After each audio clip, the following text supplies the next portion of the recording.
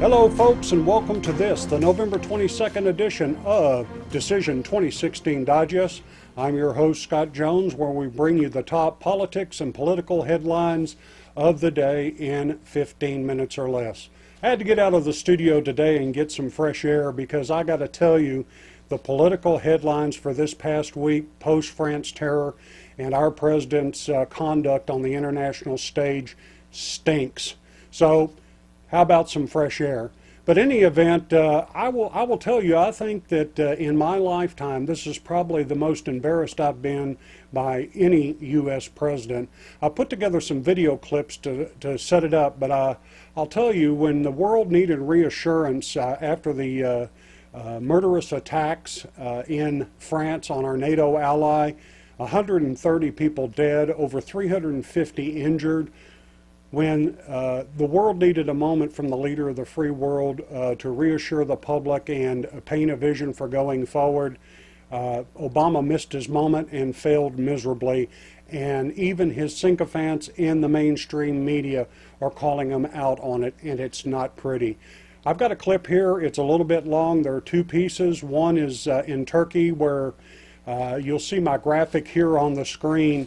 The media are asking him about the deaths in France and what are you going to do about it, and I humorously said his response was Republicans are poopy heads. But it's not far from that, folks. But take a look. The first clip is about the Republicans and all of that, and the second clip is Bill Hemmer and Bret Baier's response over at Fox News to his speech in Turkey, where he called the incidents in France a quote-unquote setback. Let's take a look.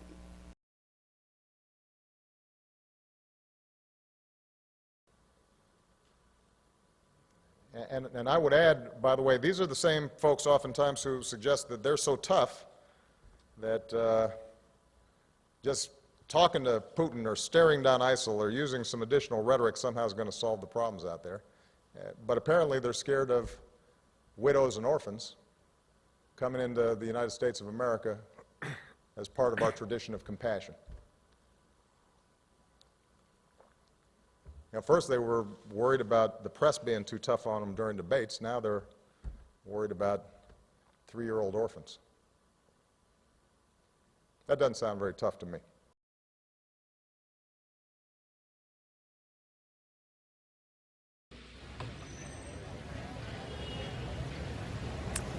If you were waiting to hear a U.S. president say, I feel your pain, or if you were waiting to hear a U.S. president say, it's them or us, that is not what you just heard. President Obama called the attacks here in Paris a setback at one point. He was asked, is it time for you to change your strategy? More or less, he said no. Have you underestimated the abilities of ISIS? More or less, he said no. Do you understand how to defeat ISIS? His response, this is a variation of the same question. President Obama has made it quite clear in that Q&A that lasted more than 45 minutes that he has accepted there are evils in this world and evils in places like Paris, France, and this is something that we all must face today.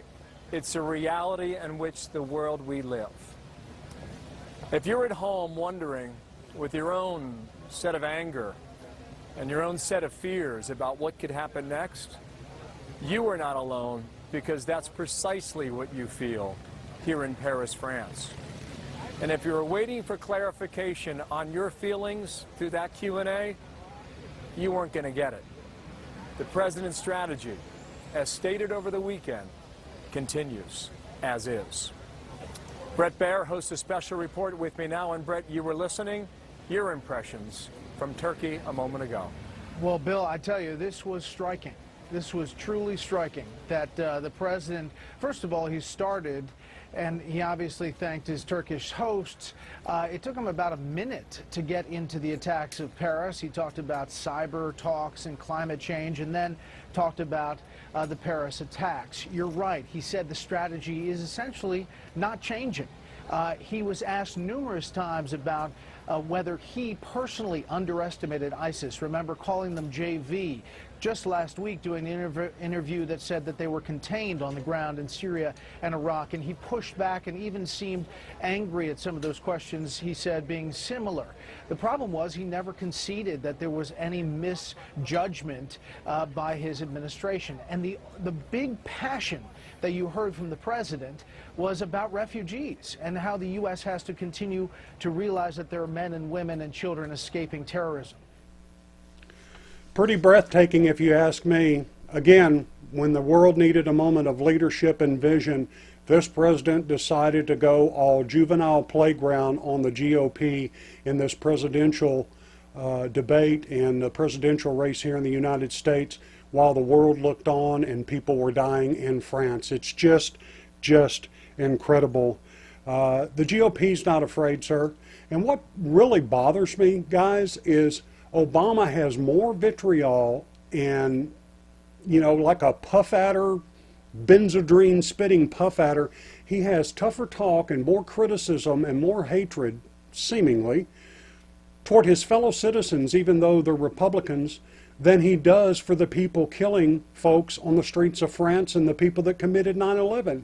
Bring up the part of Islamic terrorists, he makes excuses about how peaceful the Nation of Islam is and the world of Islamic worshipers. And maybe that's so, but there's a good percentage that out there that have radicalized that want to kill us, and I just wonder what planet you live on.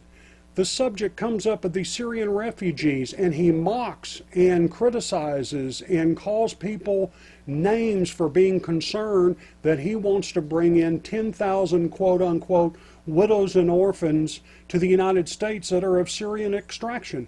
Mr. President, what video have you been watching? I've watched the masses pour over the fences in Hungary and in Germany, and for every one widow and one orphan, there's about 8 to 12 military-aged men, and ISIS has already told us they plan to infiltrate the refugees.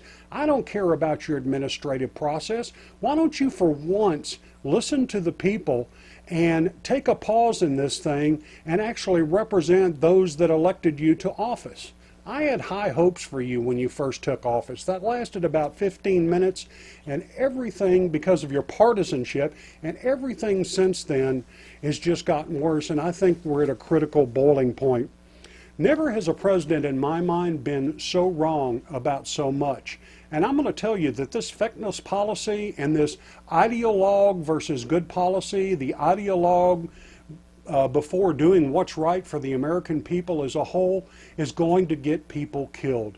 The political correctness and rank incompetence of this administration is going to get more people killed. I'm going to suggest to you, I can name 4 right now in Benghazi that it got killed, okay?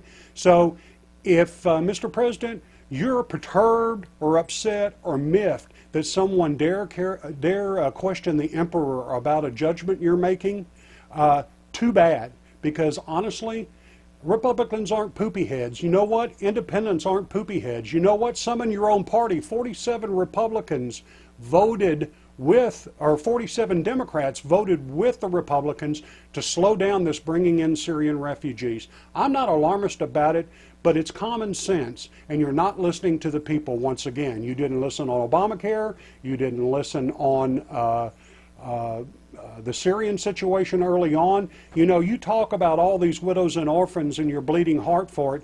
You drew a line in the sand on chemical weapons and stood by while 250,000 were barrel bombed and gassed by Bashar al-Assad. Now all of a sudden you're worried about quote-unquote widows and orphans coming into the United States. Where were you back then when the red line was crossed and you folded your tent? I got to tell you, Mr. Obama, you have pegged the bullshit meter of the general public in the United States, whether you know it or not, and people have had enough. They're not buying what you're selling, and you better start listening to the people or you're going to get more people killed. If you're not going to do it, we have an obligation to contact our representatives and do everything we can legislatively to slow your roll. I don't care about your legacy.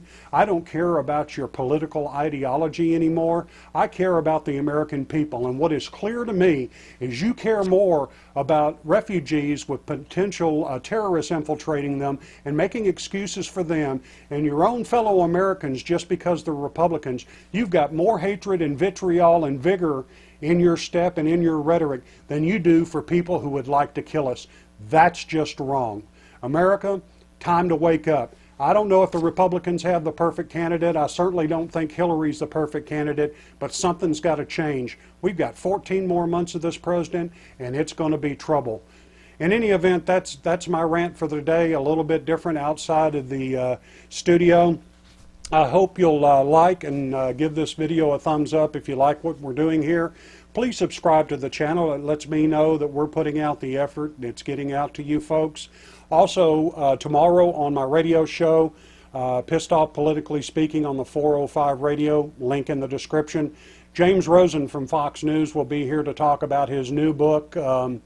It's going to be Cheney One-on-One. I'll have James Rosen live 10 a.m. Eastern, 9 a.m. Central tomorrow. Also down in the description is a link to audible.com. If you like audiobooks, you can get your first month free and your first book download free just by clicking that link. That's it for now. Thank you for enduring me. I needed a breath of fresh air. I hope you like the change of scenery. But by God, people, this is getting serious. Stay tuned. We'll be back next week.